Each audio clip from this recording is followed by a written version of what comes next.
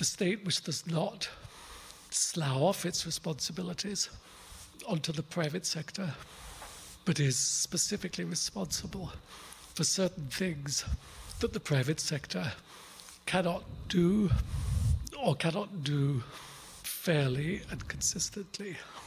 There are, after all, but certain public institutions that society needs, and of which, and I quote again, the profit could never repay the expense to any individual or small number of individuals. Only the state could perform that. Adam Smith. What can the state do? What should it do? There are certain things we can no longer recover from the old approach to state-centered government. The 20th century narrative of the state was bound up with the idea that progressives, socialists, reformers had history on their side.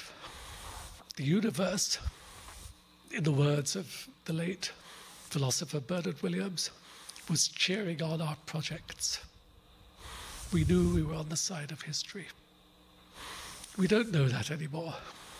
We don't have confident stories to tell about the purposes of history, about the way history is moving, the way societies are moving, the collective purposes that we could be sure we should be aiming at. We've lived through a century of ideologies which purported very confidently to know what the state should do and to tell individuals that the state knew better than them. We can't return to that.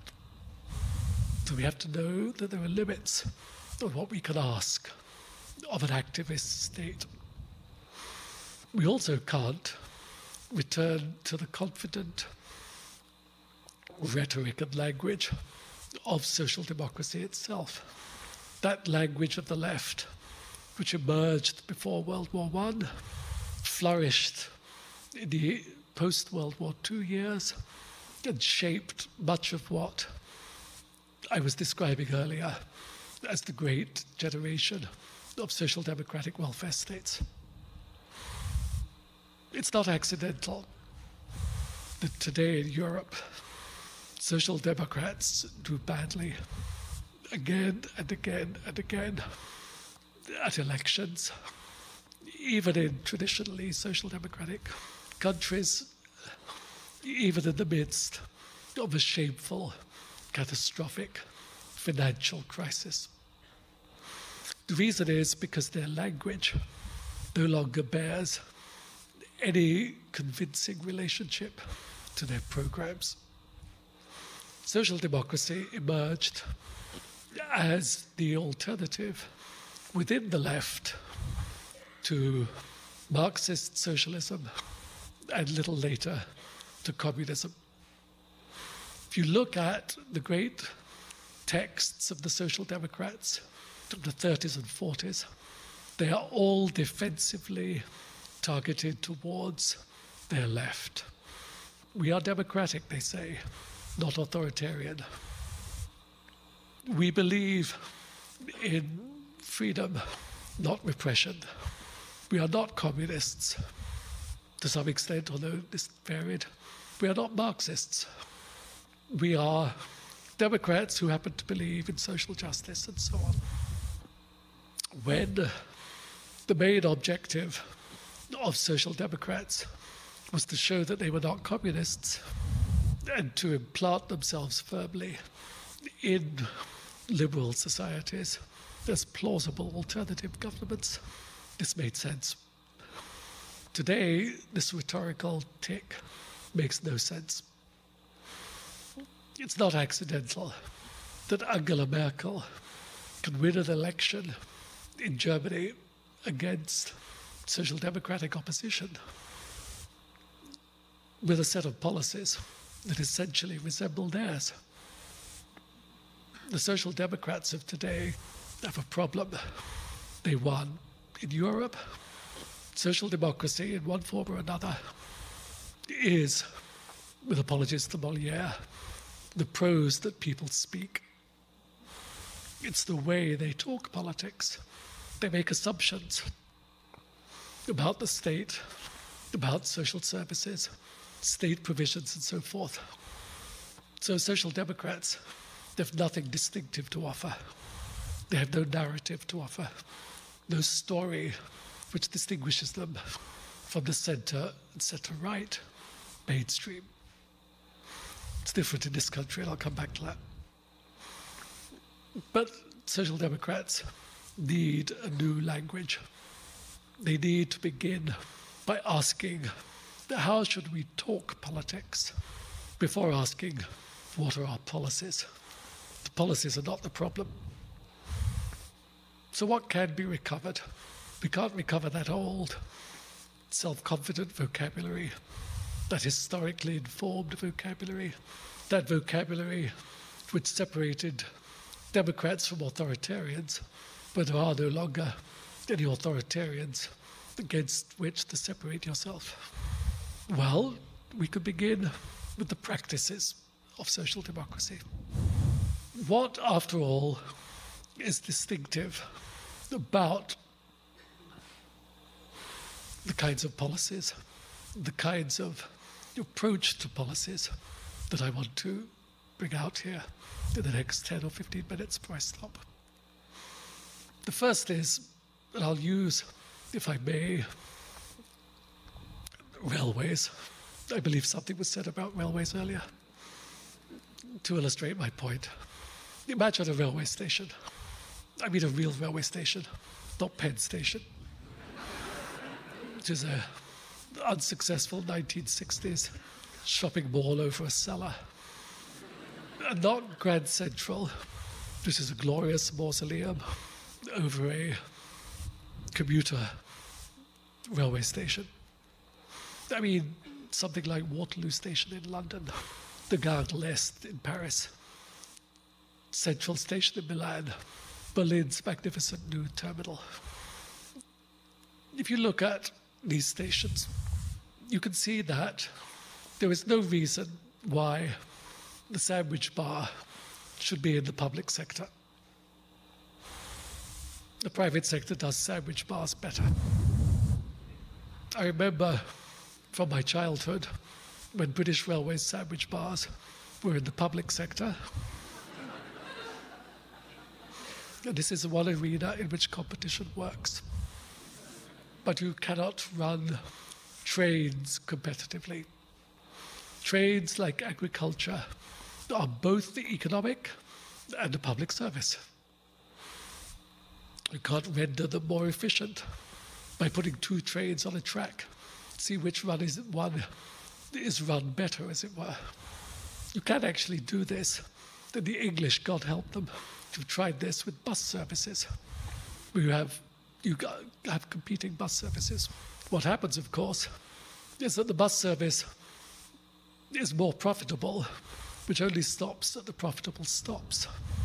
Does not go into the little villages where the impoverished old ladies live, and provides an express service for people who can afford it.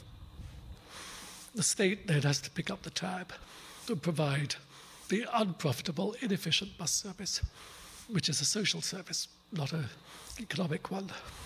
The same is true of trains, which are social services in the sense that anyone could run an efficient, profitable train service if all you had to do was make it go from London to Edinburgh, Paris to Marseille, Boston to New York. But if you want to run a train service which provides the service that people may have occasion to use in areas where they won't use it frequently, but it will have to be used sometimes, then someone is going to have to pay for that. Then it will require public subsidy. And the only reason you can justify the public subsidy is by a theory of what a social service should look like. In 1996, the last year before the British trains were privatized, The British subsidy for the trade service was £9 per head of the population. The French subsidy was £21 per head of the population. The Italian, same year, £33. That difference is reflected in the trade service that's provided. It explains why the British service was so poor, which was why it was privatized, but could only be privatized at great loss, as I said. But it also explains what the French and Italians were doing. They had a concept of trades as a social provision. If you run a train to a remote country region, you not only keep that part of the society alive, you reduce the environmental damage that's done by the need to use cars if there is no train service. And of course, you have the collective sense of what kind of a country you are trying to preserve and promote. That constitutes a sense of collective purpose. If the question you asked was simply, how can we make this train service efficient? You would think very differently. You would close down the inefficient parts. You would sell off the efficient parts. And then you would wonder why you had so many cars on the subsidized roads that now substituted for the non-existent railway service. The public-private distinction here is crucial. Only the state can meet demands that all of us have, but we don't have, each one of us, all the time. I don't want to go up to Vermont every day, and I'm certainly probably not willing to put aside a sum of money every week to make sure that there's a train for when I do want to go. But when I do want to go, it's good that there's a train to take.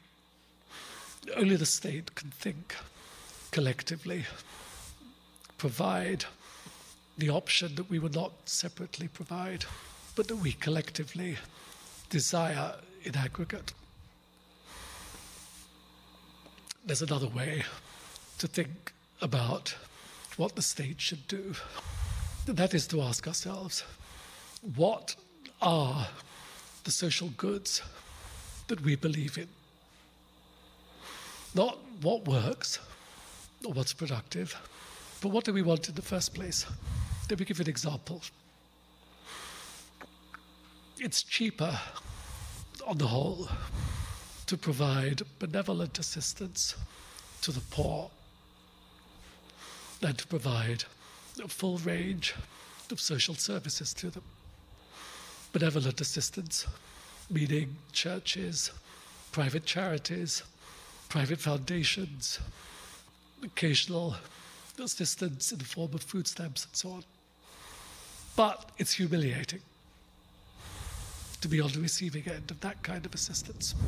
It's not humiliating to be on the receiving end of a right, the right to whatever it might be, welfare, unemployment assistance, housing, and so forth. Now you may say, and we are used to saying, but it's so much cheaper to provide the benevolent assistance, then that's what we should do, provided that there's enough of it. But what if we treated humiliation as a social cost? What if we